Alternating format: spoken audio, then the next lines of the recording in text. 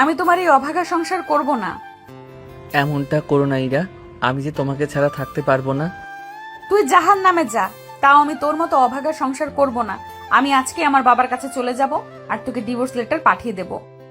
বৌমা, তুমি এমনটা করো না। আমার ছেলে যে সত্যি তোমাকে অনেক ভালোবাসে। তুমি যদি এই ঘর ছেড়ে চলে যাও, আমার ছেলে কিভাবে থাকবে একা একা? শুধু ভালোবাসলেই হয় না মা, বউয়ের কখন কি লাগবে সে সবকিছু খেয়াল রাখতে হয়। তাছাড়া আপনার ছেলে মরলো না বাঁচলো তা জেনে আমার কোনো কাজ নেই। আমি আপনাদের এই অভাগা সংসার আর করব না। তুমি আমাকে ছেড়ে যেও না ইরা। তোমার কোনো কান্নাই আজ আমাকে ধরে রাখতে পারবে না এখানে। তোমার মতো বলদ আর বেকার ছেলেকে কেন যে আমি ভালোবেসে বিয়ে করতে গেলাম তার ফল আমাকে এখন ভোগ করতে হচ্ছে।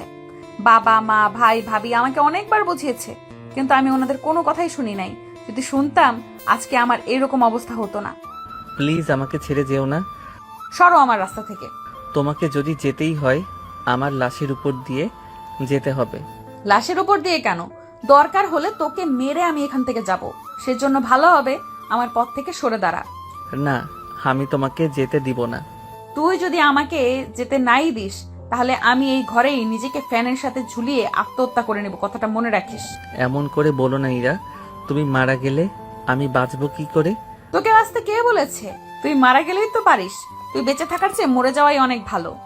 এক প্রকার অনেক ঝগড়ার পরে এরা আসার সময়ে আকাশ বাধা দিলে আকাশকে একটা ধাক্কা দেয়। এতে আকাশ মাটিতে পড়ে আঘাত পায়। যে আঘাতের জন্য আকাশের মার ওকে নিয়ে হসপিটালে যেতে হয়। এই আঘাতের সম্পর্কে আপনাদের পরে বলবো। এখানে এতটুকু পরে তো বুঝতে পেরেছেন ইরার সাথে আকাশের প্রেম করেই বিয়ে হয়েছে ওদের। তবে ওদের বিয়ের জন্য দুজনকে অনেক কষ্ট সহ্য করতে হয়েছে। আর হঠাৎ করে কি এমন হলো যার কারণে এরা আকাশকে ডিভোর্স দিয়ে দেওয়ার কথা বলে আকাশের বাড়ি থেকে চলে গেল। যদি এর পিছনে সবটা কাহিনী আপনাদের জানতে হয় তাহলে আপনাদের গল্পের প্রথম থেকে সবটা জানতে হবে। কেননা প্রথম থেকে কাহিনী না পড়লে তেমন কিছুই আপনারা বুঝতে পারবেন না। তাহলে চলুন শুরু করি। গ্রামে আঁকাবাঁকা মেঠো পথ দিয়ে সাইকেল চালিয়ে ইরা ওর বান্ধবীদের সাথে কলেজে যাচ্ছে। যাওয়ার সময় বিভিন্ন বিষয় নিয়ে কথা বলতে থাকে, সাথে ঠোঁট দিয়ে শীষ বাজাতে থাকে। রাস্তায় যে কোনো কিছু পড়ে আছে সে বিষয়ে ইরার কোনো খেয়ালই নেই। সাইকেল চালানোর সময়ে কারোর সাথে সাইকেলে ধাক্কা লেগে ইরা নিচে পড়ে যায়। ও মা গো, পড়ে গেলাম গো, আমার কোমরটা মনে হয় ভেঙে গেল। কে আছো, আমাকে বাঁচাও। তখন ইরার বাকি বান্ধবীগুলো সাইকেল থেকে নেমে ইরাকে নিচ থেকে তুলে এই দিকে সাইকেল দিয়ে যাকে ধাক্কা দিল তার দিকে কেউ খেয়ালও করছে না। ইরার বান্ধবীরা ইরাকে হাত ধরে তুলে জিজ্ঞেস করে, ইরা, তুই ঠিক আছিস তো? দেখছিস না পড়ে গিয়ে কোমরটাই ভেঙে গেল মনে হচ্ছে। ওই ছেলে, চোখে দেখিস না নাকি? আশ্চর্য, আমাকে কেন রাগ দেখাচ্ছেন? তোর জন্য আমার বান্ধবী নিচে পড়ে গেল আর তুই কিনা বলছিস তোকে কেন রাগ দেখাচ্ছি? আমি তো রাস্তার একটা সাইড দিয়ে যাচ্ছিলাম, আপনারা তো উল্টো সাইডে এসে আমার ক্ষতি করলেন। তোর আবার কি হলো? এই যে দেখুন, হাতের এই জায়গাটা কেটে রক্ত পড়ছে। ববের বাচ্চা, তুই আমার সাথে কথা বলবি না আমাকে হসপিটালে নিয়ে যাবি? এই যে, আমার তো কিছুই হয়নি, সুস্থ মনে হচ্ছে। যেখানে আমাকে আপনাদের নিয়ে যাওয়ার কথা সেখানে আপনার কি দরকার যাওয়ার? তুই কিন্তু এবার বেশি বেশি কথা বলছিস। আপনি তো ভারী বেয়াদব একটা মেয়ে, কার সাথে কিভাবে কথা বলতে হয় তা দেখি ঠিক মতো জানেন না। এখন কি তোর থেকে আমাকে ব্যবহার শিখতে হবে? তাছাড়া তুই কে? তোকে তো আমি আগে কখনো দেখিনি। আমি গ্রামে থাকলে তো দেখবেন। তা তুই কোন দেশের রাজা যে গ্রামে থাকিস না? আমি যে দেশের রাজা সে দেশে আপনি সামান্য রাজার দাসী হওয়ারও যোগ্য না। কি যত বড় মুখ নয় তত বড় কথা। কথাটা বলেই ইরা আকাশকে একটা থাপ্পড় দেয়। থাপ্পড় দেওয়াতে আকাশ আরো রেগে যায়। একে তো ওকে আহত করে রক্ত বের করেছে, তার উপর থাপ্পড় মেরেছে। আকাশ ইরাকে আবার থাপ্পড় মারতে যাবে, তখনই শাকিল এসে বাধা দেয়। বন্ধু, কি করছিস তুই? দেখছিস না, এই বেয়াদব মেয়েটাকে একটা উচিত শিক্ষা দিতে হবে। চুপ কর বন্ধু, তুই তো চিনিস না উনিকে। যদি চিনতি তাহলে এই কথাটা বলতি না। এই শোন, তোর বন্ধুকে ভালো করে আমার পরিচয়টা দিয়ে দিবি, সাথে এটাও বলে দিবি এই ইরা চৌধুরীর সাথে যেন কোনো পাঙ্গা নিতে না আসে। যদি আসে এর ফল কেমন হবে তাও ওকে বলে দিবি। বলার কি দরকার, ও তো সবই শুনেছে। শুধু শুনলেই হবে না, আমার সাথে পাঙ্গা নিলে ওর কি কি ক্ষতি হতে পারে সবটা বুঝিয়ে বলবি। সবে মাত্র পরিচয় না হতেই ওর এই অবস্থা হলো। যখন পুরো পরিচয় পাবে তখন হয়তো হসপিটাল থেকে বের হওয়ার চান্সও পাবে না। শাকিল, ওর মতো ডাইনির সাথে কথা না বলে আমাকে হসপিটাল নিয়ে চল। ডাইনি বলাতে এরা আরো বেশি করে রেগে যায়। রেগে আকাশকে আবারও মারতে আসে। তো সাহস তো কম না, তুই আমাকে ডাইনি বললি, আজকে তো আমি তোকে মেরেই ফেলবো। এরা আকাশকে আবারও চড় মারতে যাবে। সেই মুহূর্তে ববি এরাকে ওখান থেকে জোর করে নিয়ে আসে। ততক্ষণে শাকিল ও আকাশকে নিয়ে হসপিটালে চলে আসে। ডক্টর হাতির এই অবস্থা দেখে বলে, কি করে হলো এরকমটা? একটা ডাইনি আমাকে তার সাইকেল দিয়ে ধাক্কা মেরেছে, সেজন্য হাতটা এরকম হয়ে গেল। বুঝতে পেরেছি। আমি এই জায়গায় ড্রেসিং করে ব্যান্ডেজ করে দিলাম। এটা মোটামুটি 6-7 দিনে অনেকটা শুকিয়ে যাবে। তুমি ওই ওষুধগুলো নিয়মিত খাবে এবং কাটা জায়গায় লাগাবে। ধন্যবাদ ডক্টর আপনাকে। চল তোকে ঘরে পৌঁছে দেই। ঠিক আছে, চলো তাহলে। আকাশ ও শাকিল ডাক্তার দেখিয়ে বাসায় চলে আসে। অন্যদিকে ইরা আর ববি আসে কলেজে। ক্লাসে ঢুকতে যাবে এমন সময়ে ছাড় ওদের ঢুকতে নিষেধ করে। তোমরা দুজনে ভেতরে আসতে পারবে না। কিন্তু স্যার, আমাদের কি এমন অপরাধের জন্য আমাদের ভেতরে আসতে দিবেন না? তোমাদের অপরাধ হলো তোমরা লেট করে ক্লাসে এসেছো। তাড়াতাড়ি তোমরা কি জানো? তাছাড়াও তোমরা কি জানো না আমার ক্লাসে লেট করার আশাটা আমি একদমই পছন্দ করি না। তারপরও লেট করে কেন এলে? ওই একটা অসভ্য বজ্জাত ছেলের জন্য আমার আজকে আসতে লেট হয়েছে। তা সে ছেলেটা কি করেছে? স্যার, আমি রাস্তা দিয়ে সাইকেল চালিয়ে আসছিলাম, ছেলেটা হঠাৎ করে সামনে চলে আসে, এতে একটু ব্যথা পায়। তবে আমি নিজেও ব্যথা পেয়েছি অনেক। এতে ছেলেটা আমাকে অনেক বকাবকি করলো। ওই ছেলেটার সাথে ঝগড়া করতে করতেই লেট হয়ে গেল। কি সব উল্টোপাল্টা বলছিস? তুই চুপ করে থাক, এখন দেখবি স্যার আমাদের কোনো কিছুই বলবে না। সত্যি বলছিস? তুই শুধু দেখে যা আগে আগে কি হয়। দুজন কি নিয়ে ফুসুর ফুসুর করছো? আমি ওকে বলেছিলাম কোনো টেনশন যেন না নেয়। স্যার অনেক ভালো মানুষ, আমাদের ঠিকই ক্লাস করতে দিবে, এই কথাটাই না বলেছিলাম তোকে? হ্যাঁ স্যার, এই কথাটাই বলেছে। কথা কম বলে ভেতরে এসে ক্লাস করো। কথাটা শুনে এরা তো মহা খুশি। এসেই বেঞ্চে বসে যায়, ক্লাস করতে থাকে। অন্যদিকে আকাশের কি অবস্থা তা আমরা একটু দেখে আসি। আচ্ছা শাকিল, ওই মেয়েটা কে রে? এই মেয়ে হচ্ছে আমাদের গ্রামের চেয়ারম্যানের মেয়ে। কি বলিস, চেয়ারম্যানের এত সুন্দর মেয়ে আছে? আমি তো জানতামই না। যদি আগে থেকে জেনে থাকতি তাহলে কি করতে শুনি? ওই মেয়েকে পটানোর চেষ্টা করতাম। তোর কি মাথাটা গেছে? মাথা কেন যাবে? এই মেয়ের সম্পর্কে তো জানিস না কোনো কিছু, সেজন্য এই কথাটা বলতে পারলি। তাহলে একটু বল তো শুনি। এই মেয়ের নামটা তো শুনলি, ওর বাবা যে চেয়ারম্যান সেটাও তো জানতে পারলি। ওনার 2টা ছেলে আছে, ওদের ভয়ে এলাকার কেউ ওনার বিরুদ্ধে কথা বলতেও একটু সাহস পায় না। তুই বলিস এতটা সাংঘাতিক পরিবারের মেয়ে? তাহলে আর বলছি কি, আর তুই কি না আসতেই ওই মেয়ের সাথে টক্কর নিয়ে নিলি। এখন ওই মেয়ে যদি ওর ভাইদের তোর কথা বলে তাহলে তো তোকে মারবে, সাথে আমাকেও। তাছাড়া তোর বাবা নেই, তোর মায়ের দিকে তাকিয়ে তুই একটু সাবধানে থাকিস। আরে আমি তো আছি কয়েকটা দিন, এরপর তো আবারও ঢাকায় ফিরে যাব। আচ্ছা, তুই ঘরে ফিরে যা এখন। একটু পরে শাকিল আকাশকে ওদের ঘরে দিয়ে তারপর বেরিয়ে পড়ে। বাড়ির উঠোনে আসতে আকাশের এমন অবস্থা দেখে আকাশের মা দৌড়ে এসে নানা রকমের প্রশ্ন করতে থাকে। আম্মু, এত প্রশ্ন করলে আমি কোনটা রেখে কোনটার উত্তর দিব বলো তো? আচ্ছা তাহলে আগে বল, তোর হাতে এতটা কাটলো কি করে? আর বলো না আম্মু, রাস্তা দিয়ে সাইকেল চালানোর সময়ে আমি পড়ে যাই, সেজন্য এরকমটা হয়েছে। কি দরকার ছিল সাইকেল চালানোর? এমনিতে তুই এসেছিস কয়েকটা দিন এখানে থাকার জন্য, এখন এই অবস্থা নিয়ে থাকবি কি করে? ও কিছু হবে না, তুমি চলো তো, আমাকে ভাত দাও, অনেক খিদে পেয়েছে। তুই বস, আমি আজকে তোকে নিজের হাতে খাইয়ে দিব। ঠিক আছে চলো তাহলে। আকাশ ফ্রেশ হয়ে আসলে আকাশের মা ওকে খাইয়ে দিতে থাকে। নিজের মায়ের হাতে খাবার কে না খেতে চায় বলুন। এইদিকে আকাশ খেতে থাকুক, ততক্ষণে আপনাদের আকাশের সম্পর্কে একটু জানিয়ে দেই। আকাশ বর্তমানে পড়াশোনার পাশাপাশি টিউশনি করায়। আকাশের বাবা নেই, 15 বছর আগে উনি মারা যায়। উনি মারা যাওয়ার পরে আকাশের পরিবারের অভাব দেখা দেয়, কেননা ওনার যা জমানো টাকা ছিল সে টাকা দিয়ে এতদিন আকাশের পড়াশোনা চালিয়েছে। আকাশের বাবার একটা দোকান ছিল, সে দোকানে অন্য কেউ এখন ভাড়া নিয়ে চালাচ্ছে। সেখান থেকে যা পায় তা দিয়ে ওদের সংসার চলে কোনোভাবে। এক কথায় আকাশের সংসার চলে ওর টিউশনের কিছু টাকা আর দোকান ভাড়া থেকে। আকাশের খাওয়া হলে ওষুধ খেয়ে ঘুমিয়ে পড়ে। অন্যদিকে ইরা কলেজের ক্লাস শেষ করে চলে আসে বাড়িতে ইরাকে দেখে ইরার বাবা মা ভাই ভাবিদের মুখে হাসি ফোটে, কেননা ইরা ওদের অনেক আদরের মেয়ে। তোর এতক্ষণে আসার সময় হলো? কি করব আম্মু, কলেজে এত এত ক্লাস, কোনটা রেখে কোনটা করব ভেবেই তো পাচ্ছি না। তুই ফ্রেশ হয়ে আয়, আমি তোর ভাবিকে বলে দিচ্ছি তোর জন্য খাবার নিতে। ঠিক আছে, আমি রুমে গেলাম। ইরা রুমে আসে। কিছুক্ষণ পরে ইরার বড় ভাবি সাথে আসে ইরার রুমে। ভাবি, তুমি কেন আসতে গেলে? আমাকে বললে আমি না হয় নিচে আসতাম। মার খাবে নাকি আমাকে? মার খাবে কেন? তোমার বড় ভাই যদি জানে আমি তোমাকে নিচে নামিয়ে খেতে দিয়েছি তাহলে আমার কি হবে একবার ভেবে দেখেছো?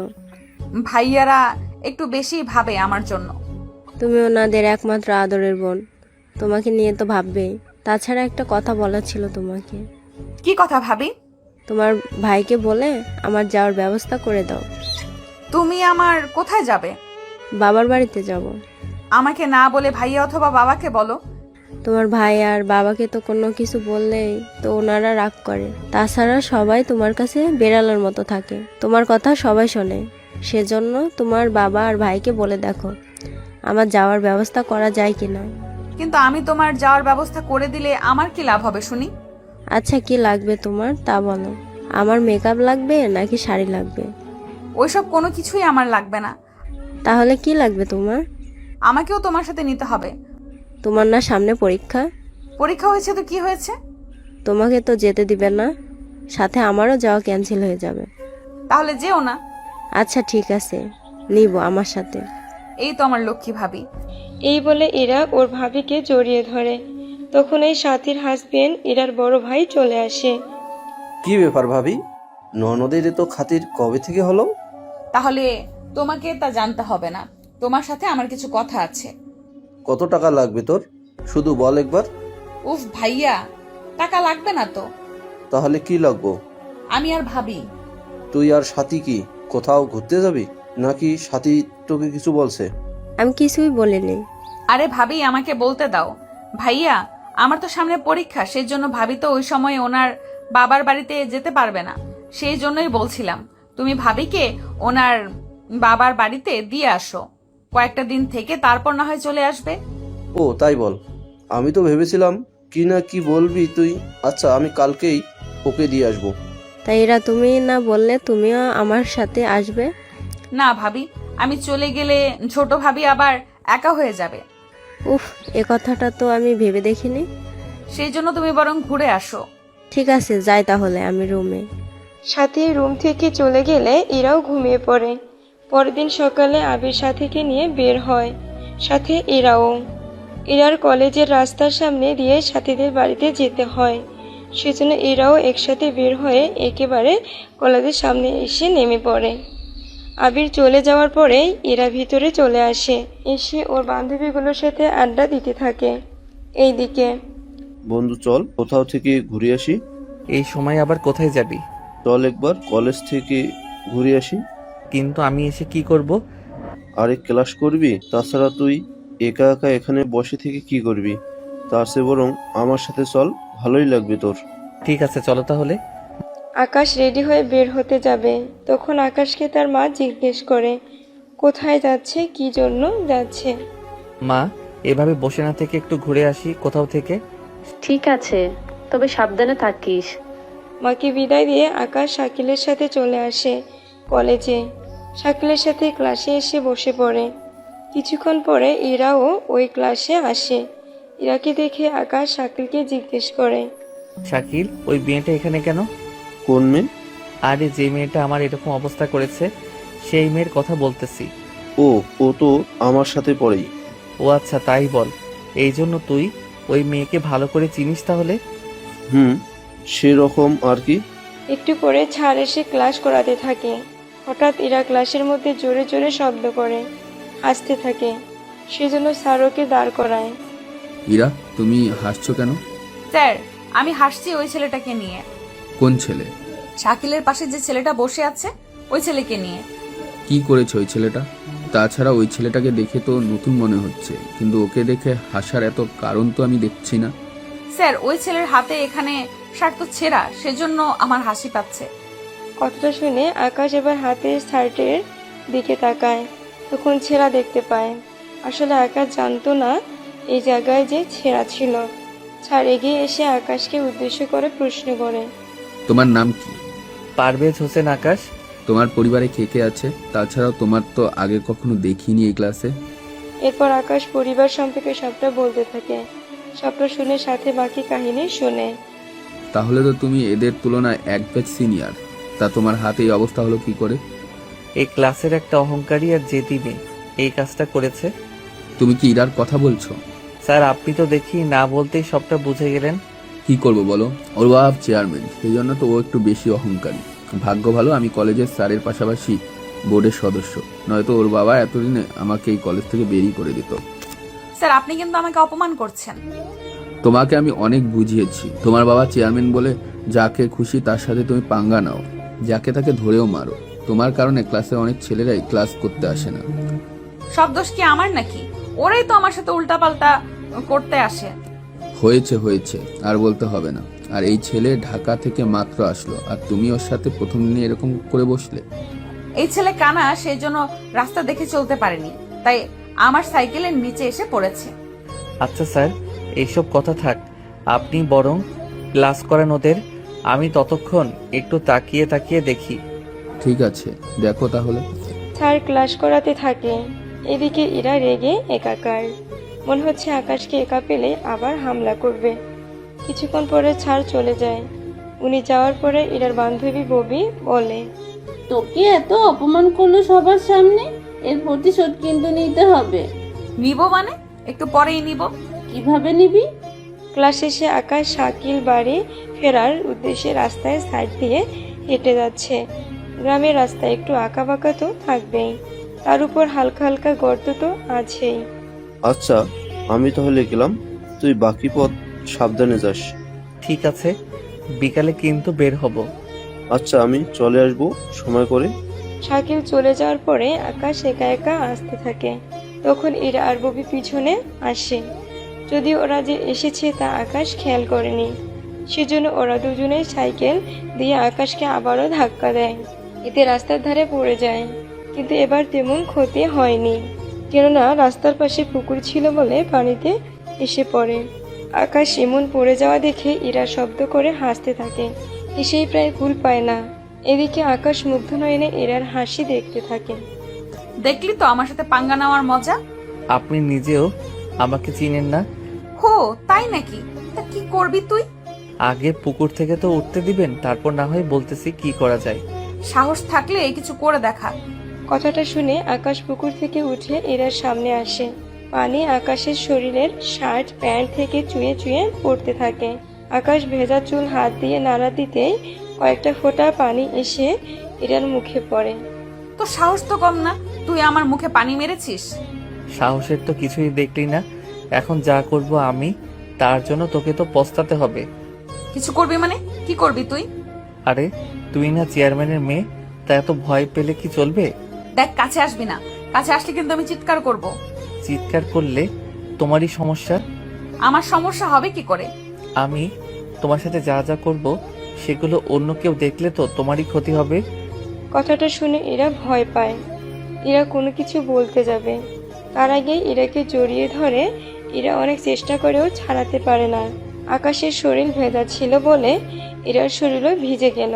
কিছুক্ষণ পরে আকাশ ইরাকে ছেড়ে দিয়ে বলল, এরপর যদি আমার সাথে লাগতে আসিস তাহলে তোর এমন হাল করব যে আমাকে বিয়ে করা ছাড়া আর কোনো উপায় থাকবে না। মানে সিনেমায় গুন্ডারা যেমন সুন্দর সুন্দর মেয়ে তুলে নিয়ে আসে, ওইগুলো করে আপনিও কি সেরকম কিছু করার চিন্তা করছেন? ছি ছি ছি, আমার রুচি এত খারাপ না যে ওনার মতো একটা মেয়ের সাথে এইগুলো করতে যাব। তার মানে কি আমি সুন্দরী না? আমার কাছে তো সুন্দরী লাগছে না, এবার অন্যদের কাছে কেমন লাগে সেটা আমি তো বলতে পারবো না। দেখছিস ইরা তোকে কিভাবে অপমান করছে। ওনার মতো মেয়ের মান থাকলে তো তাকে অপমান করব। যেই না চেহারা আসছে সে চেহারা নিয়ে আমার সাথে ঝগড়া করতে। তোকে তো আমি দেখে নিব। এতক্ষণ ধরে তো সামনেই আছি, যা দেখার দেখে নাও, কেননা আমি কয়েকদিন পরে আবার শহরে ফিরে যাব, তখন কিন্তু দেখে নেওয়ার সুযোগ আর পাবে না। ববি, এই ছেলেটাকে আমার চোখের সামনে থেকে চলে যেতে বল, নয়তো আমি নয়তো কি করবে শুনি? সাইকেল দিয়ে মেরে আবার পুকুরে ফেলে দিব। আমি তাহলে সাইকেল শুদ্ধ তোমাকে পুকুরে ফেলে দিব।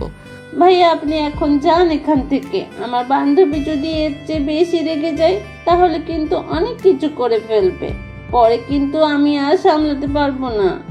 ওর মতো মেয়ে আমার সাথে পারবে না, এত চিকন বডি দিয়ে আমার সাথে কিভাবে পারবে? ওই চিকন না মোটা তুই কি দেখেছিস? জড়িয়ে ধরার সময়ে মাপ নিয়েছি। কি বেহায়া ছেলে রে বাবা, একটু লজ্জা শরম বলতে কিছু নেই? লজ্জা শরম তো তোমার নেই, যদি থাকতো তাহলে ঠিকই। তাহলে কি চুপ করে আছিস কেন? কিছু না, গেলাম আমি। তবে একটা কথা, পারফিউমের সুগন্ধিটা কিন্তু অনেক মিষ্টি, তার সাথে চুলের ঘ্রাণও। কথাগুলো বলে সেখান থেকে চলে যায় আকাশ। এদিকে এরা দাঁড়িয়ে আছে, কোনো কিছুই বলছে না, কেননা এর মতো সাহসী ছেলে এরা এই গ্রামে কখনো দেখেনি। ইরা তুই আজকে এই ছেলের ব্যাপারে তোর আব্বুকে সবটা বলবি। আব্বুকে কোনো কিছু বলা যাবে না, তাহলে ওই ছেলেকে জানেই মেরে ফেলবে। এতে তো ভালোই হবে। এমনটা করা ঠিক হবে না, সামান্য একটু কারণে কারো প্রাণ নেওয়া ঠিক হবে না। তাছাড়া ওর শত্রুতা তো আমার সাথে, সেজন্য ওকে আমি হ্যান্ডেল করব। পারবি তো? চেয়ারম্যানের মেয়ে আমি, পারতে যে আমাকে হবেই। ওর মতো ছেলেকে কিভাবে টাইট দিতে হয় তা আমার থেকে ভালো আর কে জানে। তবে যাই করিস সাবধানে করিস। আজকে যা করেছে ছেলেটা, সামনের দিকে তো আরো বেশি কিছু করার চেষ্টা করবে। তুই কোনো চিন্তাই করিস না, ওকে আমি এমন ভাবে দেখে নিব আমার নামটাই ভুলে যাবে। এখন চল আমরা বাসায় যাই। চল তাহলে। ওরাও বাসায় চলে যায়। অন্যদিকে আকাশ ওর ঘরে এসে কাপড় চেঞ্জ করে শুয়ে আছে, আর ইরার সাথে আজকে যা যা হয়েছে তা ভাবতে ভাবতে ঘুমিয়ে পড়ে। সন্ধ্যায় আকাশের গা কাঁপিয়ে জ্বর আসে। শাকিল আকাশকে কল দিয়ে জানতে পারে তার জ্বর এসেছে, সেজন্য আকাশকে দেখার জন্য বের হয়। পথেই ববির সাথে শাকিলের দেখা হয়। এই কোথায় যাচ্ছিস তুই? তোর সাথে তোর বন্ধুটা কোথায়? ওর জ্বর এসেছে, সেজন্য ওকে দেখতে যাচ্ছি। জ্বর হলো কি করে?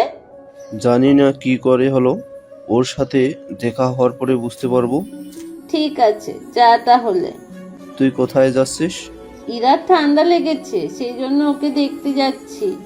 ঠিক আছে, তবে ইরা আমার বন্ধুর সাথে এরকম কেন করে বলতো?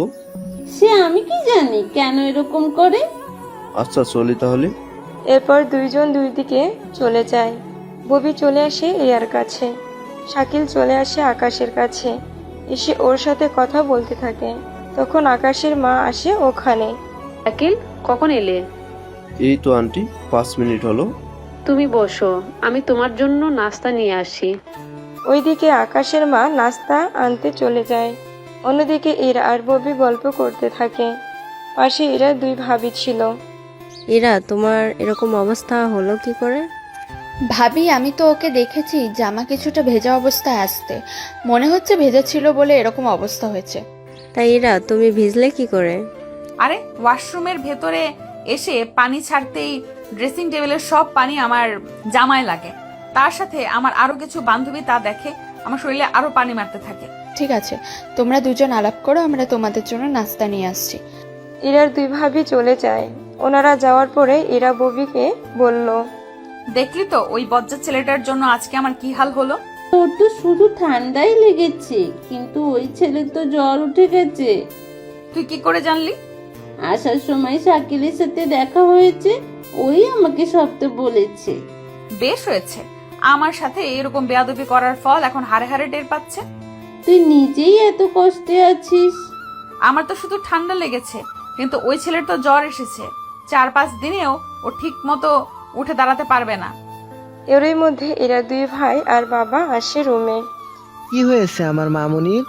আপু সামান্য একটু ঠান্ডা লেগেছে, ও ঠিক হয়ে যাবে। কিন্তু হঠাৎ তো ঠান্ডা লাগলো কি করে? হয়তো শরীরে একটু ভিজে যাওয়ার জন্য হয়েছে। তাই ইরা, ডক্টর কি বলেছে? আব্বুর সাথে সারাক্ষণ থাকতে হয় বলো, তোর খোঁজ খবরও নিতে পারি না। কিছু হয়নি আমার ভাইয়া, তোমরা শুধু শুধু টেনশন করছো। আব্বু ওকে তাহলে এখন রেস্ট করতে দিই। আর বেবি, তুমি কিন্তু আজ রাতটা ইরার সাথে থেকে যাও। কিন্তু ভাইয়া, আমি ঘরে না ফিরলে তো মা অনেক চিন্তা করবে আমাকে নিয়ে। আমি বলে দিব তোমার মাকে কল দিয়ে। ঠিক আছে ভাইয়া। এই কথা শুনে এরা অনেক খুশি হয়, কেননা ওরা দুই বান্ধবী সারা রাত শুয়ে শুয়ে গল্প করতে পারবে। আচ্ছা ইরা, তুই সুস্থ না হওয়া পর্যন্ত তোকে কলেজে আর যেতে হবে না? কিন্তু কেন আব্বু, আমি তো ঠিক আছি। কোনো ঠিক নেই, যা বলেছি তাই শোন। আমরা তো তোর ভালোর জন্যই বলছি। ঠিক আছে, যাব না। কিন্তু আঙ্কেল, আমি তো যেতে পারি কলেজে। তুমি কলেজ থেকে এসে কি কি পড়া দিচ্ছে ইরাকে জানিয়ে দিও। ঠিক আছে আঙ্কেল। পরের দিন সকালে ববি ইরাদের বাড়ি থেকে নাস্তা করে কলেজে আসে, এসে ক্লাস করতে থাকে। অন্যদিকে ঈশান ওর বাবার কাছে আসে। বাবা, বাবা, ও বাবা, কি হয়েছে বল? ইরার জন্য একটা ছেলে খুঁজবো কি? কোনো দরকার নেই, ও মাত্র কলেজে পড়েছে। আগে ভার্সিটিতে ভর্তি হোক, তারপর ওর বিয়ে নিয়ে ভাবা যাবে। তাছাড়া 2 বছর পরে ইলেকশনের পরেই না হয় ওর জন্য ছেলে দেখব। আমি কি তাহলে ওনাদের মানা করে দিব? হ্যাঁ, মানা করে দাও। কিছুদিনের মধ্যে ইরা ভালো হয়ে যায়, কিন্তু আকাশ এখন ও মোটামুটি অসুস্থ হয়ে আছে।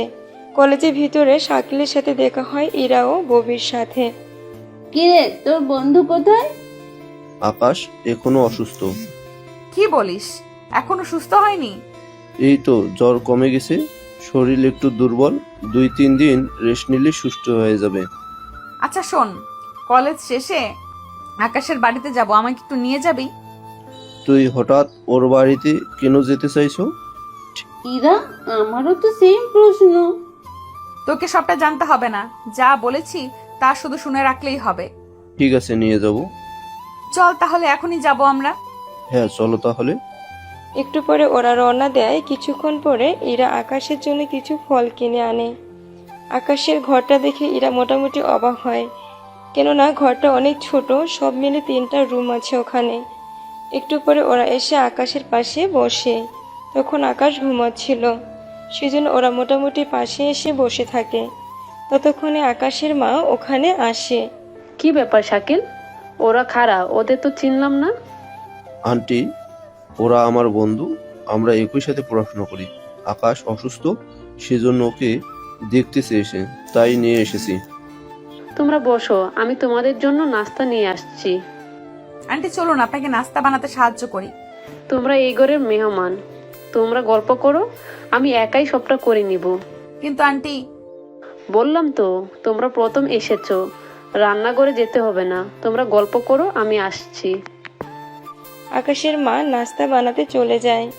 অন্যদিকে ওরা গল্প করতে থাকে। একটু পরে শাকিল আর ববি রুম থেকে বের হয়। আসলে ববি ওয়াশরুমে যাবে, সেজন্য ওকে নিয়ে বের হয়।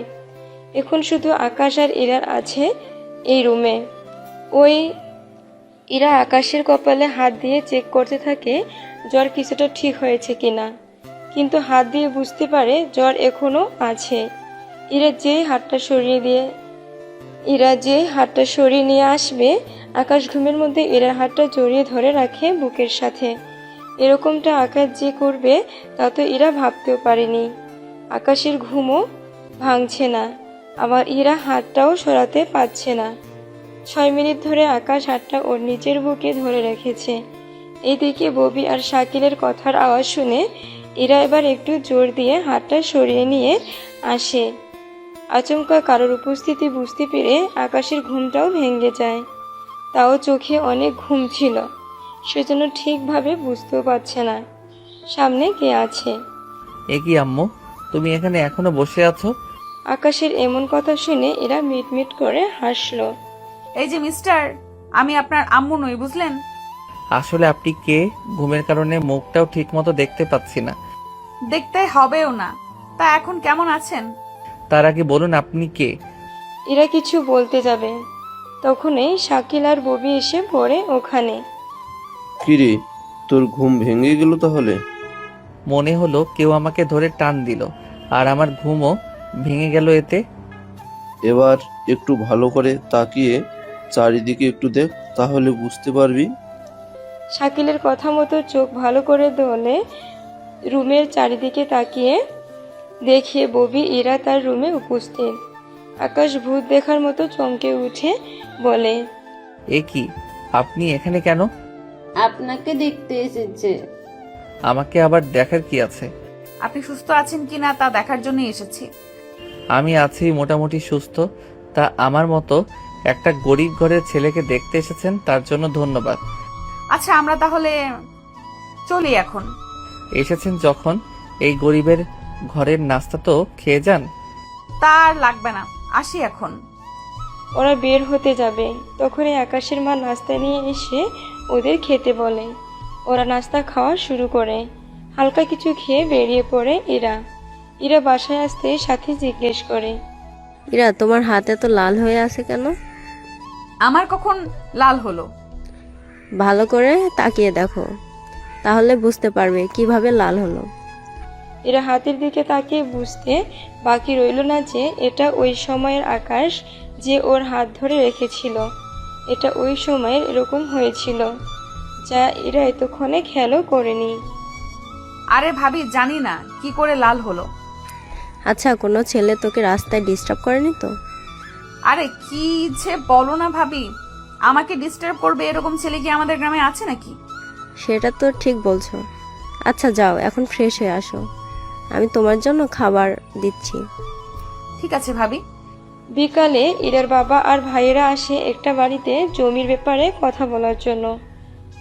আবির, এই জমিটা ওদের থেকে লিখে নে তো। চেয়ারম্যান সাহেব, এত বড় জুলুম আমার উপরে করবেন না। এখানে জুলুমের কি আছে? তুমি আমাদের থেকে 3 লক্ষ টাকা নিয়েছো, তাও 3 বছর আগে। আমি তো বলেছি 3-4 মাসে সব টাকা আমি ফেরত দিয়ে দিব। যে টাকা তুই 3 বছরেও দিতে পারিসনি, সে টাকা কিনা তুই 3-4 মাসে ফেরত দিবি? কথাটা তো একটু হাস্যকর, তাই না? তাছাড়া তোকে কোনো সময় দেয়া হবে না, সেজন্য তাড়াতাড়ি সাইন কর। আমি কিন্তু পুলিশে জানাবো। পুলিশের জানাবি?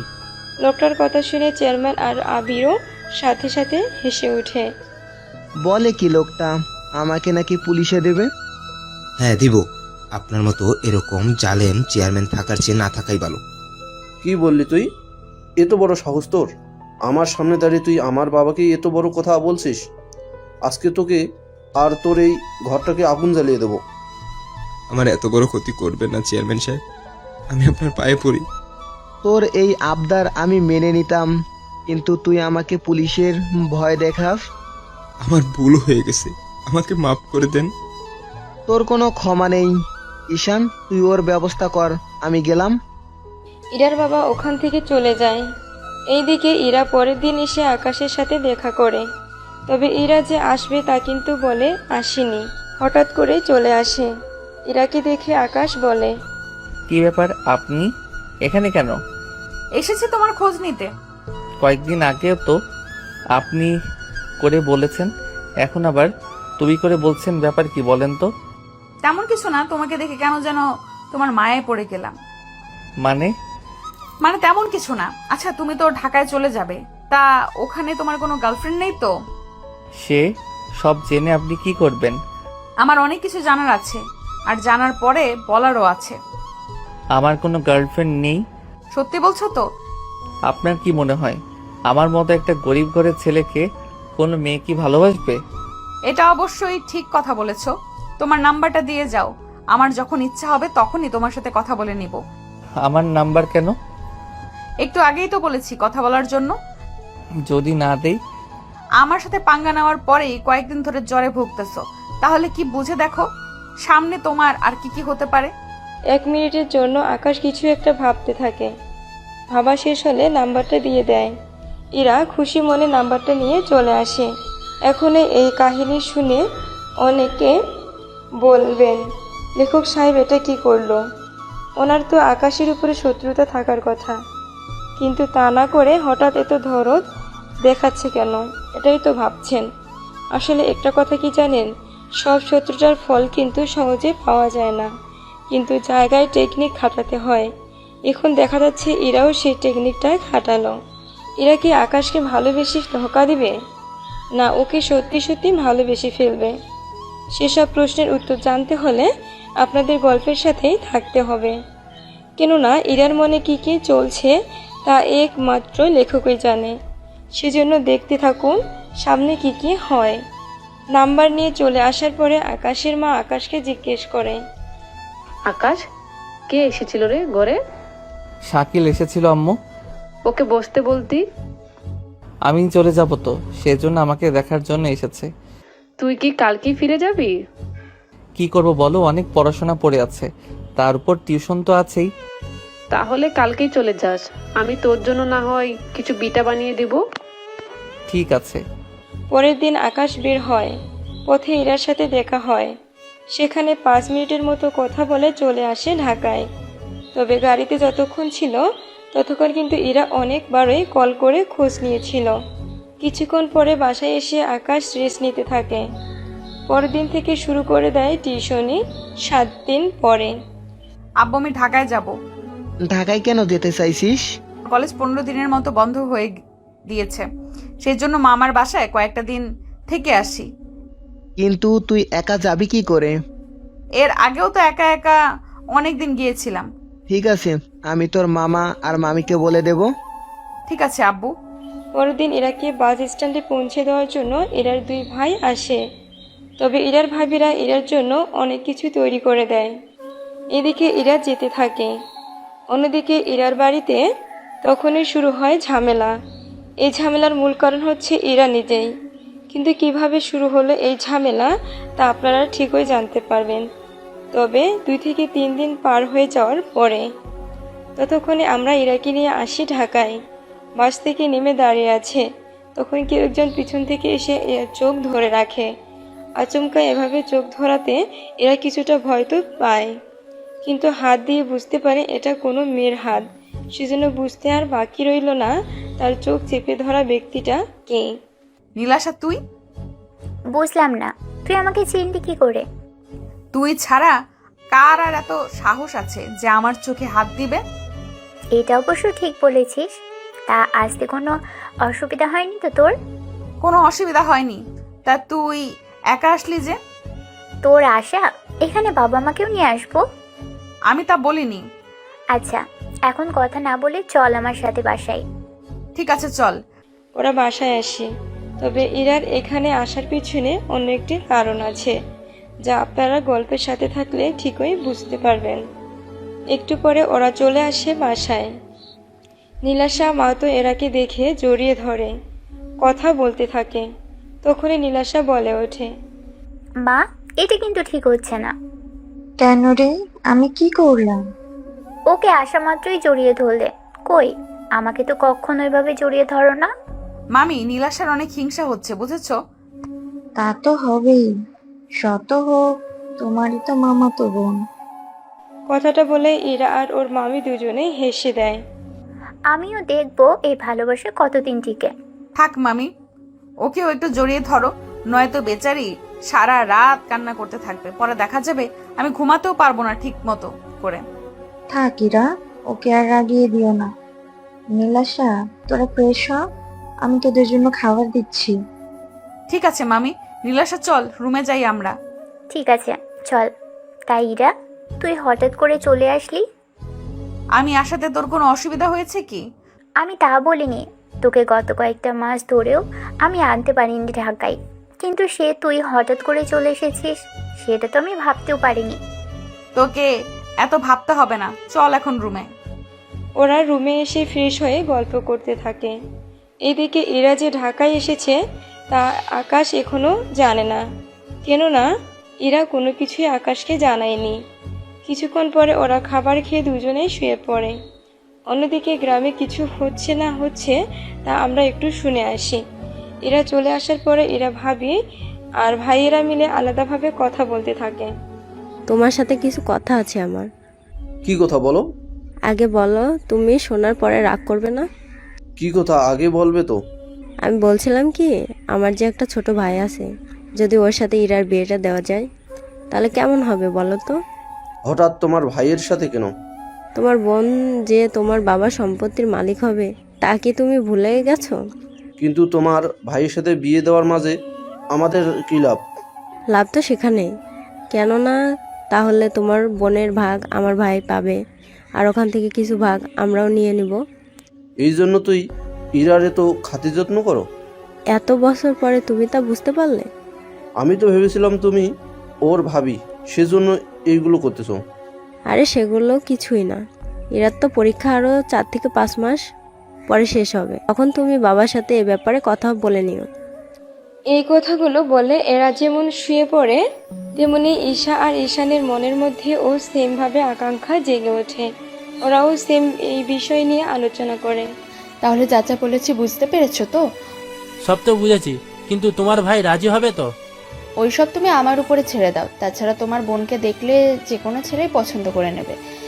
তুমি তাহলে ইরার ভালো করে খেয়াল রাখতে থাকো, যেন ইরা তোমার কথা শোনে। সে তুমি ভেবো না। ইরার জন্য আমি একটা নেকলেস বানাবো, ওর জন্মদিনে ওকে উপহার দেবো, তাহলে দেখবে ও অনেক খুশি হবে।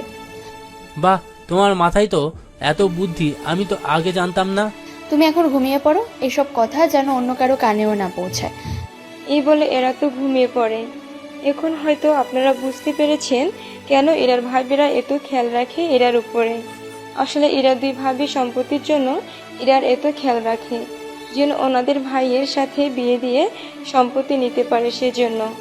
তাহলে আপনারা গল্পের এই পর্যন্ত বুঝতে পারলেন এদের কার মনে কি চলছে। এখন চলুন আমরা ঢাকায় কি হচ্ছে তা জেনে আসি। এদিকে আকাশ ভার্সিটিতে এসে ক্লাস শেষ করে টিসি মোড়ে এসে বসে থাকে। দূর থেকে আকাশ নীলাশাকে দেখতে পায়। আসলে আপনাদের তো বলাই হয়নি, নীলাশা আর আকাশ ওরা অনেক ভালো বন্ধু হয়। তবে এখানে একটা রহস্য আছে, যে রহস্যটা আপনারা সময় হলেই জানতে পারবেন। এখন শুধু বর্তমানে কি চলছে তা নিয়ে আলোচনা করতে থাকি। তুই আজকে এত লেট করে আসলি যে? আরে আমার ফুফাতো বোন এসেছে। তাহলে আসার সময় নিয়ে আসতি। নিয়ে আসলাম তো, কিন্তু কোন দিকে যে গেল ঠিক জানি না। আবার হারিয়ে যাবি না তো? দেখ, এতটাও ছোট না। এরা এই নিয়ে কথা বলতে থাকে। অন্যদিকে এরা আকাশকে খুঁজতে খুঁজতে ক্লান্ত হয়ে যায়। সেজন্য আকাশকে কল দিয়ে কোথায় আছে তা জানতে চায়, কিন্তু আকাশ তো জানে না এরা যে ঢাকায় এসেছে, সেজন্য বলে দেয় কোথায় আছে। এরা এবার নীলাশাকে কল দেয়। কিরে, কোথায় তুই? তোর জন্য আমি কতক্ষণ আর বসে থাকবো বল? তুই কোথায় আছিস সেটা আমাকে বল। আমি টিসি মোড়ে বসে আছি, মাঝখানে একটা গাছ আছে, ওই গাছটার পাশে বসে আছি। কথাটা শুনে এরার তো আরো ভালো লাগে, কেননা আকাশও বলছে টিসি মোড়ে আছে। কেননা আকাশও বলেছে টিসি মোড়ে আছে, আর নীলাশাও সেম কথাই বলে। ওই জায়গায় এসে নীলাশাকে দেখতে পায় একটা ছেলের সাথে বসে আছে, কিন্তু এরা ছেলেটার মুখ দেখতে পাচ্ছে না। তাছাড়া দেখবে কি করে, এরা তো ওদের পিছনে নীলাশার জামা দেখে ওকে চিনতে পারে। সেজন্য এরা পিছনে এসে আকাশের চোখটা ধরে ফেলে। আচমকা এভাবে কেউ ওর চোখ ধরবে তা আকাশ ভাবতেও পারেনি। এদিকে নীলাশা তো অবাক হয়। নীলাশা, ভাইয়ের সাথে কিন্তু তোকে অনেক মানিয়েছে। আরে ওটা আমার বন্ধু হয়। বুঝি আমার সামনে ধরা খেয়েছিস বলে এখন মিথ্যা বলছিস? কণ্ঠটা আকাশের পরিচিত মনে হলো, সেজন্য চোখে হাত দিয়ে হাতটা স্পর্শ করতে থাকে। অনেকটা চেনা চেনা লাগছিল, সেজন্য পিছনে ফিরে তাকায় আর হাতটা সরিয়ে নিতে ওরা দুজন দুজনকে দেখে চমকে ওঠে। কিন্তু নীলাশার সামনে থাকাতে ওকে কিছুই বুঝতে দেয়নি। আকাশ, ইরের সাথে তোর পরিচয় করিয়ে দিই। ও আমার ফুফাতো বোন, গতকাল সন্ধ্যায় ঢাকায় এসেছে। আর ইরা, ও হচ্ছে আকাশ, আমার ভার্সিটি ফ্রেন্ড। এরপর ওরা একে অপরের সাথে কথা বলতে থাকে। তখনই নীলাশা বলে ওঠে, তোরে একটু বস, আমি কিছু খাবার নিয়ে আসি। ঠিক আছে। নীলাশা যাওয়ার পরে ওরা ঝগড়া শুরু করে দেয়। তুমি ঢাকায় এসেছো, আমাকে তো জানাবে। তোমাকে সারপ্রাইজ দেবো বলে জানাইনি। তাছাড়া তুমি আর নীলাশা একই ভার্সিটিতে পড়ো এটা জানি, কিন্তু একই ক্লাসে, তার উপর তোমার বন্ধুরা, এটা তো আমি জানতামই না। কত স্বপ্ন ছিল তোমার সামনে এসে দাঁড়িয়ে সারপ্রাইজ দিব, কিন্তু উল্টো আমি সারপ্রাইজ হয়ে গেলাম। সত্যি আমি নিজেও কখনো ভাবিনি তোমাকে এত তাড়াতাড়ি দেখতে পারবো। এখন কথা অফ করো, বাকি কথা বাসায় ফিরেও বলতে পারবো। তা আমি আসবো কি? তুমি বাসায় আসলে নীলাশা আর মামা মামি কি বলবে? তোমার মামা মামি আমাকে ভালো করে চিনে। তাছাড়া ওই বাসায় আমি অনেকবার এসেছি। মিথ্যা বলার আর জায়গা পাও না। তাহলে আজকে এসে দেখাবো কি? তুমি যদি সত্যি সত্যি আসতে পারো তাহলে তোমাকে কিস দিব একটা। সত্যি তো? পরে আবার পল্টি নেবে না তো? কখনোই না, আগে এসে তো দেখাও। ঠিক আছে। একটু পরে ওখানে নীলাশা আসে। এসে দেখে ওরা দুজনে কথা বলছে। নীলাশা জিজ্ঞেস করলো, তোদের দুজনের কথা কি শেষ হলো? আর একটু বাকি আছে। তাহলে শেষ করে নে। এখানে না, তাহলে কোথায় শুনি? তোর বাসায় যাব, চল। কি ব্যাপার বলতো, আজকে হঠাৎ বাসায় যেতে চাইছিস? এতদিন তো তোকে আমি শত জোর করেও নিয়ে যেতে পারিনি। আজকে যাব, চল। ঠিক আছে, নিয়ে যাব তোকে। এখন চল আমার সাথে। তাইরা, তোর কোনো অসুবিধা হবে না তো? আমার তো কোনো অসুবিধা হবে না। আমি তোর কথা বলিনি। তাহলে? ভাই তুই একটু চুপ কর। ইরা, চল বাসায় যাব। ঠিক আছে, চলো। ওদের সাথে সাথে আকাশও আসে। আকাশকে দেখে নীলাশার বাবা মা ভীষণ খুশি হয়। আরে আকাশ, এত মাস পরে হঠাৎ কি মনে করে? অনেক দিন হলো আপনার হাতে বিরিয়ানি খাই না, সেজন্য খেতে চলে এসেছি। ঠিক আছে, তোমরা তাহলে আড্ডা দাও, আমি ততক্ষণে বানিয়ে আনছি। ঠিক আছে আন্টি। ওরা তিনজন রুমে এসে একটু বসে থাকে। তোরা বস, আমি একটু ড্রেস চেঞ্জ করে আসি, 5 মিনিট লাগবে। নীলাশা চলে যায় ওয়াশরুমে। ওয়াশরুমে এসে দরজা বন্ধ করে দেওয়ার পরেই আকাশ ইরাকে কিস করে বসে। আচমকা এভাবে কিস করে বসবে এরা তো স্বপ্নেও ভাবতে পারেনি। 2 মিনিট পরে ছেড়ে দেয়। এদিকে এরা তো এখনো সোজা হয়ে বসে আছে। ও বুঝতেই পারেনি আকাশ আচমকা এমন কিছু করে বসবে ওর সাথে। সেজন্য এরাকে একটা চিমটি দিয়ে ফেরায়। আমার কথা আমি রেখেছি। তাই বলে এরকম ভাবে আচমকা? পরবর্তীতে তো সুযোগ পাবো না। তবে রে। এই বলে মারামারি করতে থাকে। ততক্ষণে ওখানে নীলাশা চলে আসে। এই, তোরা কি করছিস এগুলো? তোমার বন্ধুকে দেখো, আমাকে মারছে। কি মিথ্যেবাদী মেয়ে রে বাবা, বিশ্বাস কর আমি ওকে মোটেও মারিনি। তুই তো সব কিছু নিজের চোখেই দেখলি।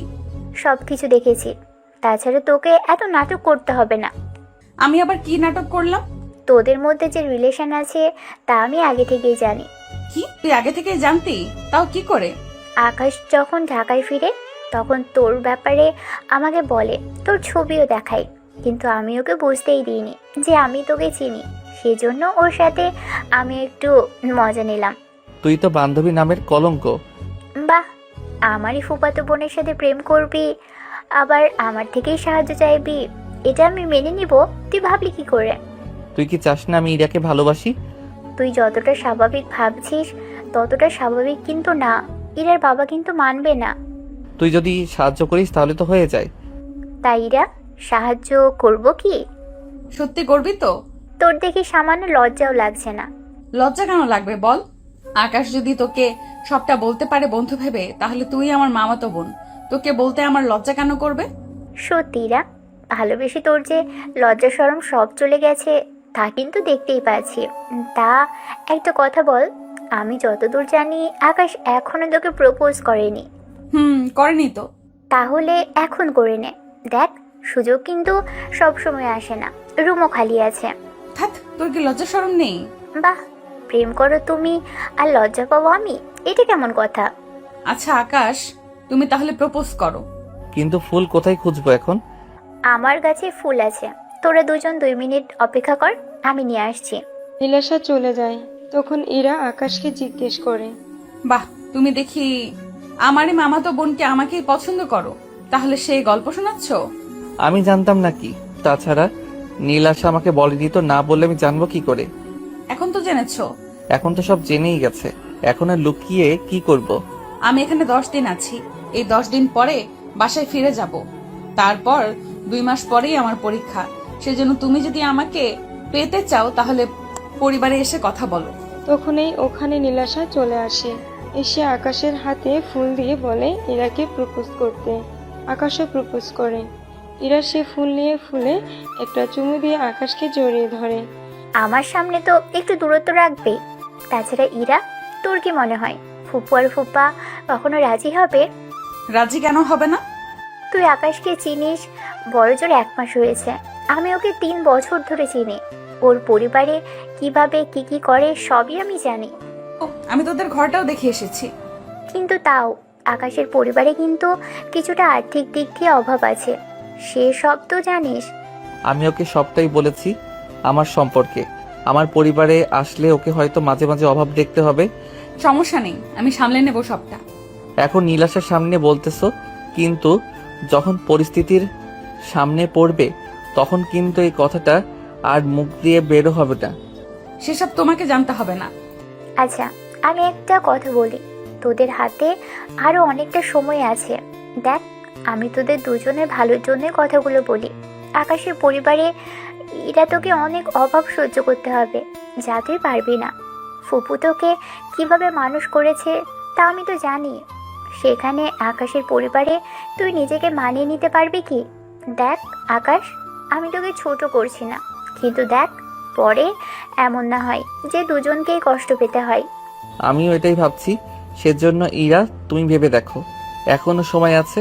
ঠিক আছে, আমি এখানে আছি তো কয়েকটা দিন, ততদিন আমরা দেখা করি, নিজেদের আরো ভালো করে চিনি, জানি।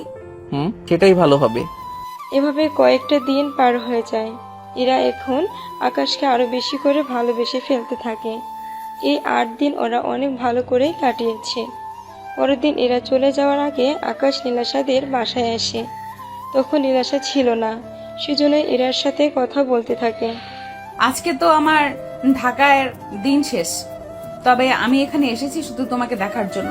তুমি কিন্তু তাড়াতাড়ি ফিরে আসিও। আমারও আর 4 মাস লাগবে। যাওয়ার আগে আরেকটা স্পেশাল গিফট তোমাকে দিতে চাই। কি গিফট? কথাটা শুনে এরা আকাশকে জড়িয়ে ধরে কিস করে বসে। অনেকটা সময়ের পরে ছেড়ে দেয়। বাকি আদর বিয়ের পরে পাবে। আমি তাহলে এখন চলি। নীলাশা কি তোমাকে এগিয়ে দিবে না? ও টিকিট কাটতে গেছে, আমাকে নিচে নামতে বলেছে। সাবধানে যেও তাহলে। এই বলে এরা চলে যায়। এরা যাওয়ার পরে আকাশে তেমন কিছুই ভালো লাগতো না। এভাবে অনেকগুলো মাস চলতে থাকে। এরার পরীক্ষা শুরু হওয়ার কয়েকদিন পরে আবার আকাশের পরীক্ষা শুরু হয়। এভাবে পরীক্ষার মাঝে ওদের ব্যস্ততা কাটতে থাকে। অন্যদিকে এরার পরীক্ষা শেষ হওয়ার কয়েকদিন পরে এরার ভাবে আসে ওর কাছে।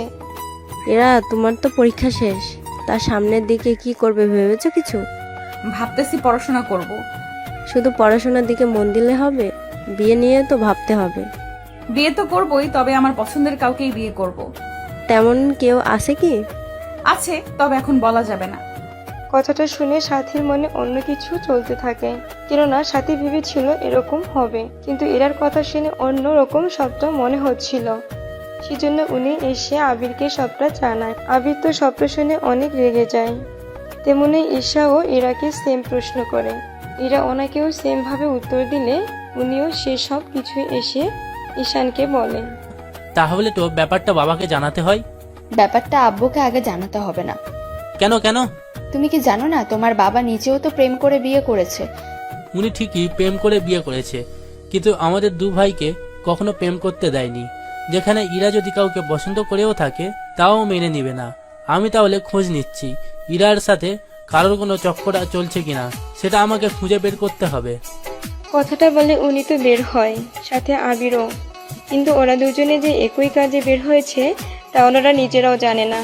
এভাবে কয়েকটা দিন যাওয়ার পরেও ওনারা ঠিক বুঝে উঠতে পারেনি আসলে কার সাথে এরার রিলেশন চলছে। 1 মাস যেতে থাকে।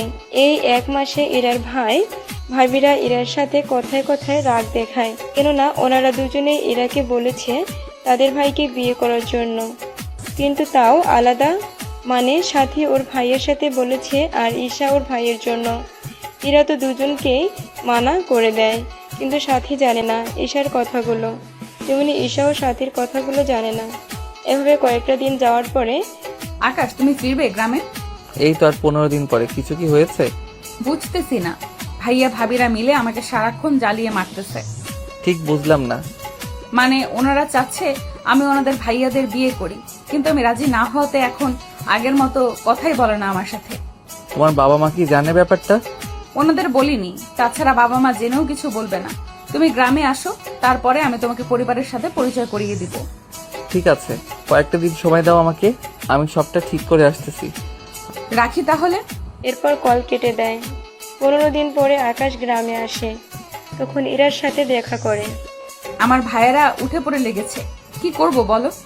আমার তো পড়াশোনা শেষ হলো, চাকরি তো নেই, তোমার পরিবার তো এরকম অবস্থায় আমার হাতে তোমাকে তুলেও দিবে না। তুমি আন্টিকে নিয়ে আমাদের বাসায় আসো। তোমার ভাই আর বাবা ওনারা যদি মাকে উল্টাপাল্টা কোনো কথা বলে? তাহলে একটা কাজ করো, তুমি কাল আমাদের বাড়িতে আসিও। কিন্তু তোমার বাবা ভাই মিলে আমাকে ধোলাই দিবে না তো? তেমন কিছুই হবে না। পরের দিন আকাশকে অনেকটা সাহস নিয়ে ইরাদের বাসায় আসে। তখন ওর বাবা ছিল, সেজন্য ওনার সামনে এসে দাঁড়ায়। আসসালামু আলাইকুম আঙ্কেল। ওয়ালাইকুম আসসালাম। তোমার নাম কি? কোন ওয়ার্ডে থাকো? আমার নাম পারভেজ হোসেন আকাশ, আমরা একই ওয়ার্ডে থাকি। কিন্তু তোমাকে যে কখনো এই গ্রামে আমি দেখিনি। জি, আমি তো গ্রামে থাকি না, ঢাকায় থাকি, ওখানেই পড়াশোনা করি। এখন আমার কাছে কি দরকারে এসেছো তা আগে বলো। জি আঙ্কেল, আমি এসেছি। এত ভয় পাওয়ার কিছু নেই, বলো কি জন্য এসেছো। এদিকে এরা দরজার সামনে উকি দিয়ে দেখতে থাকে, সাথে ইশারায় আকাশকে বলতে বলে। কি ভাবছো আমার হাতে এতটা সময় নেই? যা বলার একটু তাড়াতাড়ি করে বলো। আঙ্কেল, আমি আপনার মেয়েকে ভালোবাসি আর ওকেই বিয়ে করতে চাই। কথাগুলো এক নিঃশ্বাসে বলে শেষ করে।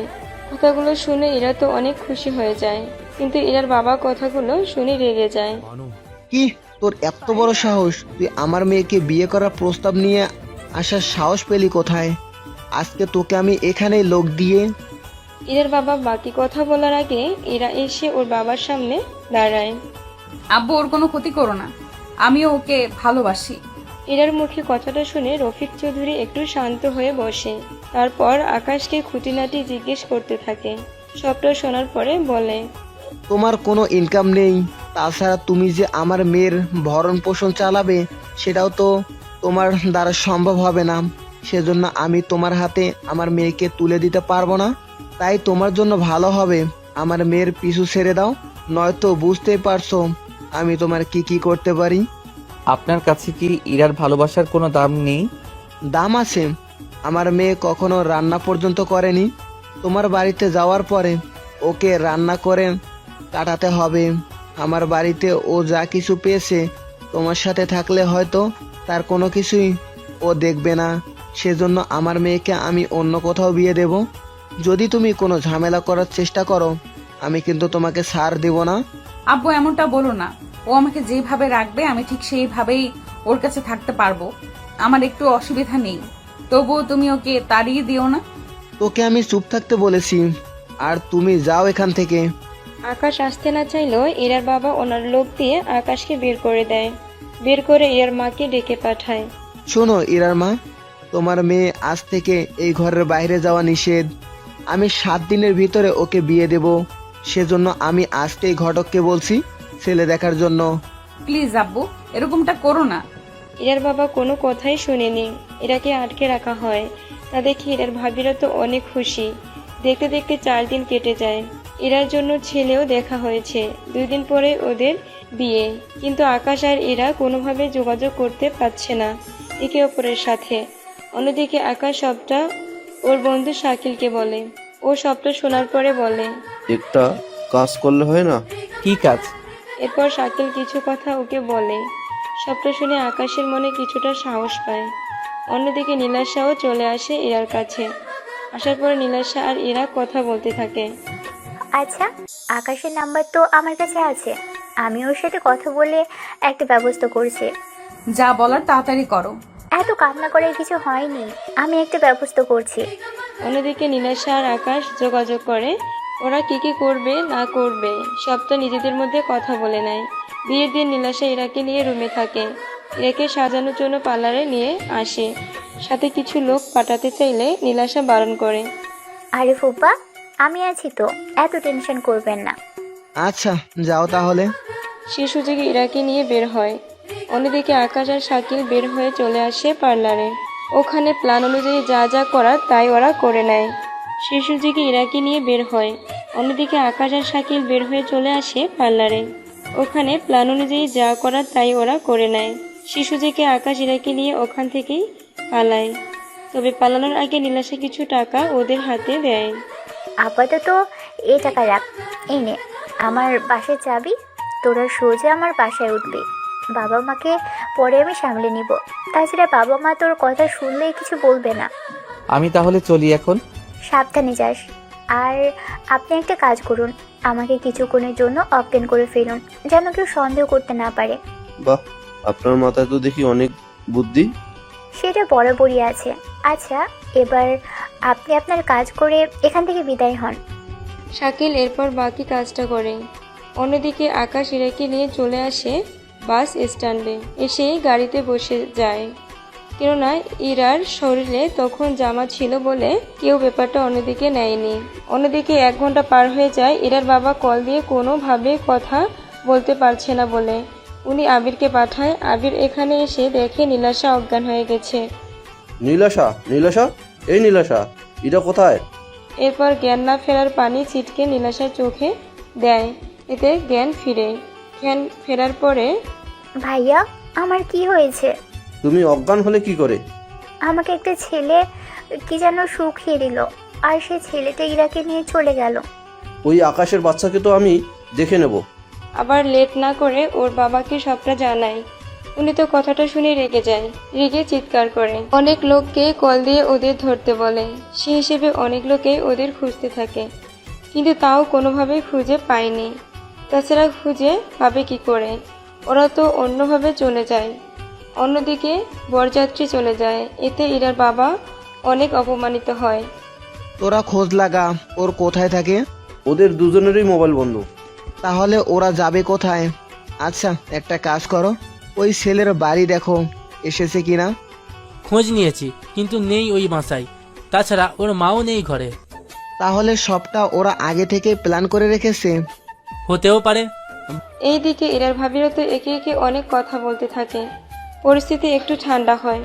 রাত 11টায় আকাশ ইরাকে নিয়ে চলে আসে নীলাশার বাসায়, অথচ আকাশের মা এসেছে ওনার বাড়িতে। এইদিকে ওরা ফ্রেশ হয়ে রেস্ট নেয়। অন্যদিকে রাতে নীলাশা কল দেয় ওদের টেলিফোনে।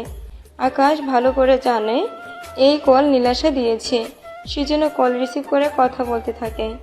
তোরা ঠিক আছিস তো? আমরা ঠিক আছি। তা ওই দিকের পরিস্থিতি কেমন? এখানকার পরিস্থিতি তো অনেক খারাপ ছিল, বর্তমানে এখন ঠিক আছে। তবে যাই করিস সাবধানে থাকিস। তা তোরা বিয়ে কি করেছিস না পরে করবি? ওকে ছাড়া একা একা কিভাবে বিয়ে করি? তা তোরা আসবি কখন? আমরা হয়তো 2-3 দিনের ভিতরে চলে আসব। আচ্ছা, তোরা আসার পরেই বিয়ে করে নিব। ততদিন তোরা কি একসাথে থাকবি? চিন্তা করিস না, আমরা আলাদা রুমেই থাকবো। আচ্ছা, রাখি তাহলে।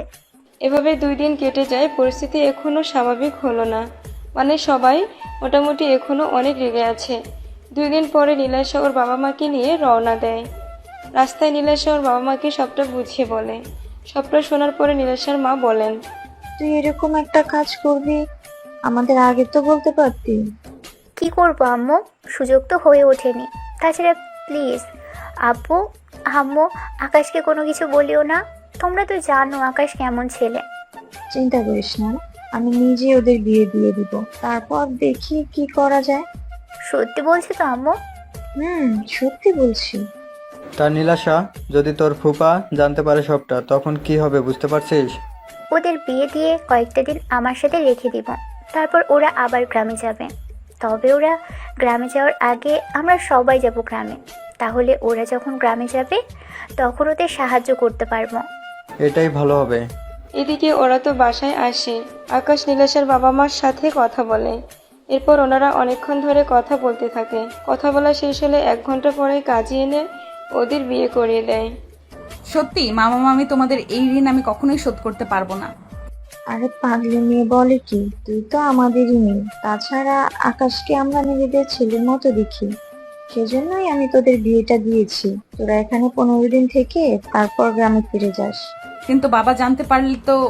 আমরা তোমাদের 1 দিন আগে যাব, যেন তোমাদের সাহায্য করতে পারি। ঠিক আছে। এরপর ওনারা বাকি সব কাহিনী ওদের বলতে থাকে। সবটা শুনে ওরা খুশি হয়। 15 দিন পরে, মামা মামি, তোমরা তাহলে যাও বাড়িতে, আমি আকাশকে নিয়ে কালকে আসবো। তাহলে সমাধানে আসছিস।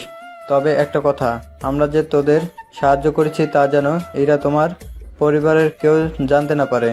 চিন্তা করবেন না মামা, কেউ কোনো কিছুই জানবে না।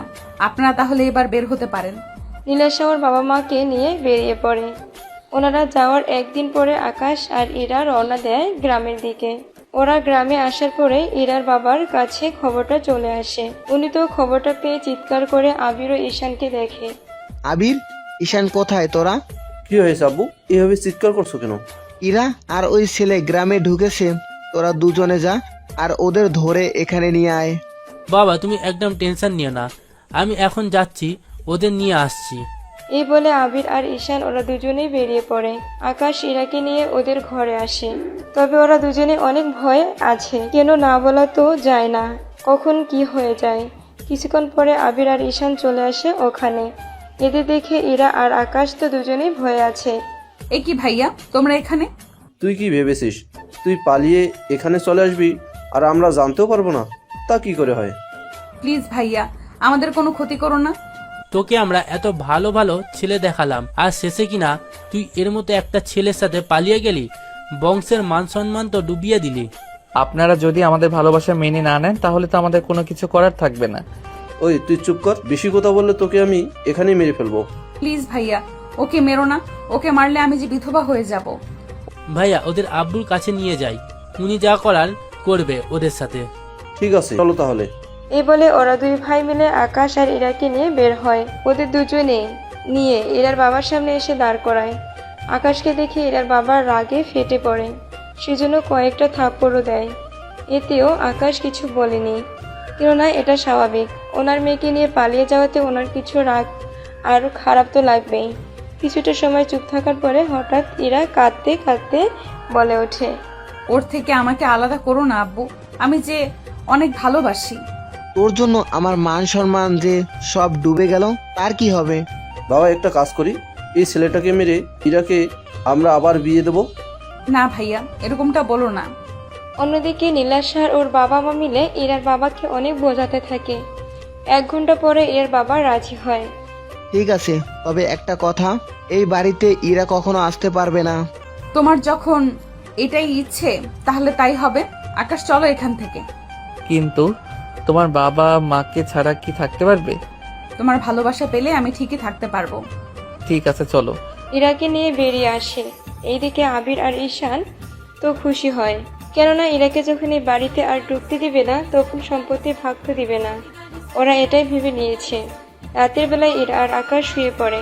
অন্যদিকে আচ্ছা ঈশান, বাবা তুই ইরাকে আর এই বাসায় ঢুকতে দিবি না।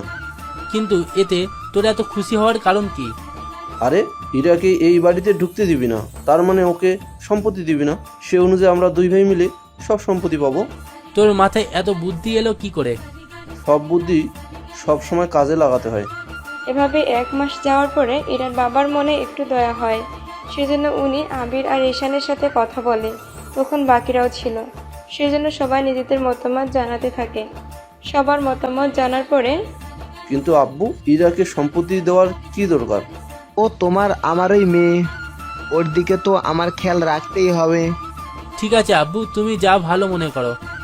এর বাবা নিজেদের কথা বলে চলে যায়। তখন এরা দুই ভাই মিলে অনেক রকম ফন্দি করতে থাকে। কিন্তু সেটা করব কি করে? ইরার চোখে আকাশকে খারাপ বানাতে হবে। কিন্তু কিভাবে? সেটা তুই আমার উপর ছেড়ে দে। ঠিক আছে ভাইয়া। ঈশানের সাথে কথা বলে কিছু একটা ঠিক করে। ততক্ষণে আমরা ইরা আর আকাশের ব্যাপারে দেখে আসি। কয়েকদিন ধরে ইরা লক্ষ্য করছে আকাশ কেমন যেন বদলে গেছে, আগের মতো নেই। ইরা আকাশকে জিজ্ঞেস করে, কিছু কি হয়েছে তোমার? ইদানিং দোকানের অবস্থা অনেক খারাপ যাচ্ছে, এরকম হলে তো সংসার চালাতে কষ্ট হয়ে যাবে। সেটা আমি জানি, কয়েকদিন ধরে লক্ষ্য করছি তোমার নাম্বারে অনেক মেয়ে কল দিয়ে তোমার খোঁজ খবর জিজ্ঞাসা করে। ব্যাপারটা কি বলো তো? আমার নাম্বারে মেয়ের কল? সেটা আমি তোমার কাছে জানতে চেয়েছি। আমি তো জানি না। ঠিক আছে যাও দোকানে। আকাশ আসে দোকানে। এদিকে আবির আর ঈশানের প্ল্যান ভালোই কাজ করতে থাকে। মোটামুটি 2 মাসে ইরা আর আকাশের মাঝে অনেক ঝগড়া হতে থাকে। আকাশ তো সবটা নীলাশাকে জানায়। সবটা শোনার পরে নীলাশা ইরাকে বোঝাতে থাকে সবটা, কিন্তু তাও ইরা কোনো কিছু বুঝতে চায় না। এভাবে একদিন রাতের বেলায় ইরা লক্ষ্য করে আকাশের রুম থেকে একটা মেয়ে বের হয়ে যাচ্ছে। কি ব্যাপার, এই মেয়েটাকে? যাই তোর পেছনে পেছনে দেখি মেয়েটাকে। এরপর মেয়েটার পিছনে পিছনে আসতে থাকে। কয়েক মিনিট দেখার পরে ইরার বুঝতে বাকি রইল না যে এটা ওরই বান্ধবী ববি। ও তো ববি, কিন্তু এত রাতে ববি কেন আকাশের বাসায় এলো? যাই তো একবার ববিকে জিজ্ঞাসা করি। ইরা তুই এখানে কেন? তার আগে এটা বল, তুই আমার ঘরে কেন আসলি? তাও আমি যখন ছিলাম না তখনই তোকে আসতে হলো? কথাটা বললে তুই বিশ্বাস করবি তো? আগে বল। ভাইয়া আমাকে বলেছে আমি যেন ওনার সাথে কয়েকটা রাত কাটাই।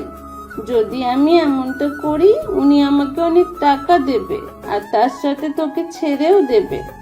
আমাকে কেন ছেড়ে দিবে? আসলে ভাইয়া অনেক মেয়ে আসক্ত হয়ে গেছে। উনি প্রতি মাসে অনেকগুলো মেয়ের সাথে ডেট করে। তুই বললেই কি আমি বিশ্বাস করে নিব?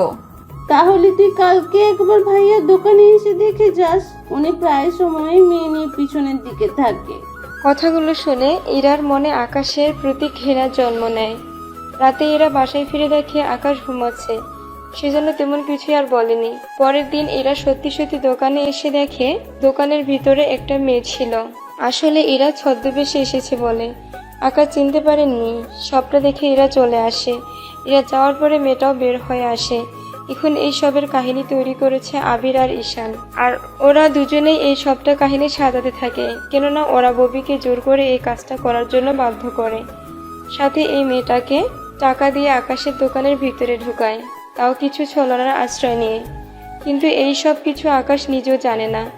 এইদিকে এরা আকাশকে বলেছিল ওর জন্য শাড়ি আনতে, কিন্তু 2 দিন পরেও আকাশ এরার জন্য শাড়ি আনতে পারেনি। সেজন্য দিনের বেলায় ওদের মধ্যে ঝগড়া হয়, আর এই ঝগড়া আপনারা প্রথম পর্বের মধ্যে শুনেছেন। ওদের ঝগড়ার পরে কি হয়েছে তা আপনারা এরপর জানতে পারবেন।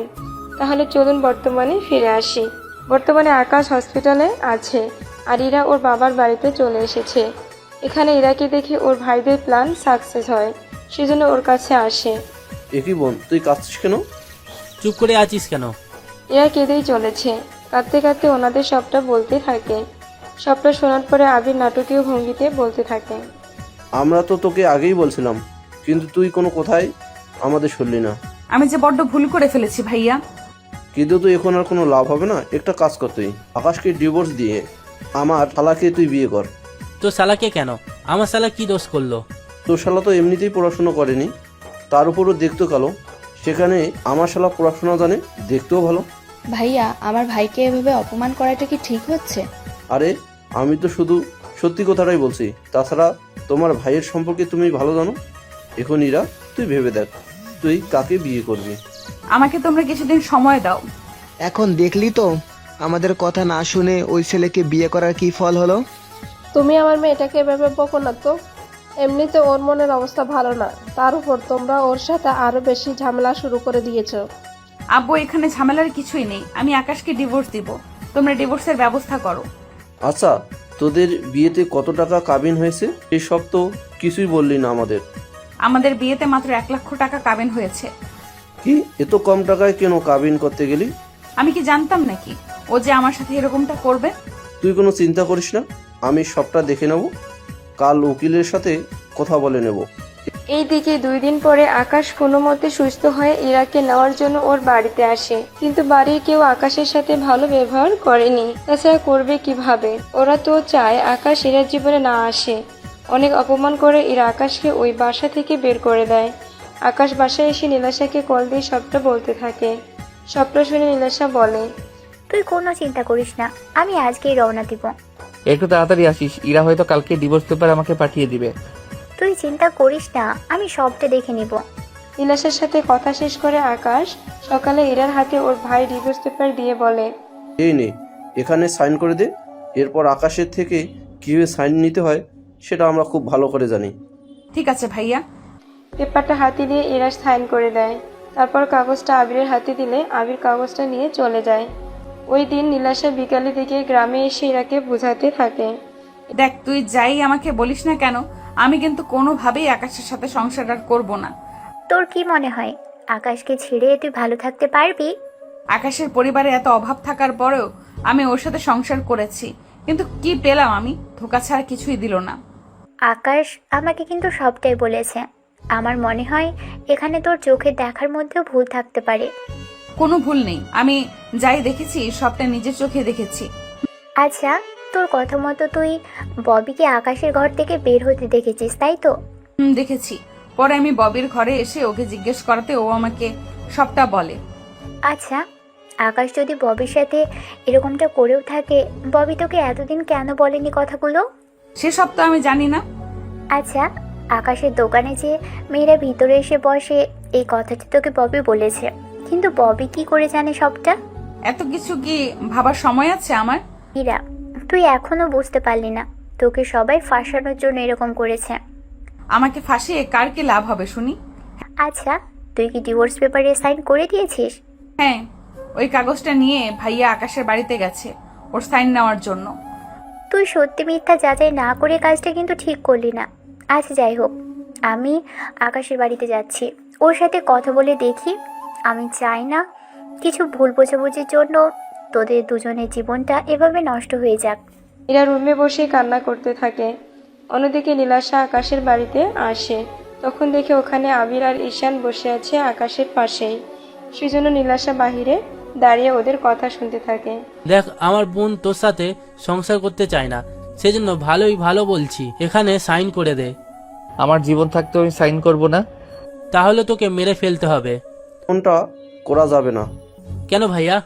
ওকে মারলে তো ইরা বিধবা হয়ে যাবে, তখন তো আমাদের 2 মাসের মতো অপেক্ষা করতে হবে। ওকে নতুন করে বিয়ে দেওয়ার জন্য যদি ওর সাইন নিতে পারি, তাহলে 4-5 দিনের মধ্যে আমার শালার সাথে ইরার বিয়ে দিয়ে ইরার নামে যত সম্পত্তি হবে সব আমরা 2 ভাই ভাগ করে নেব।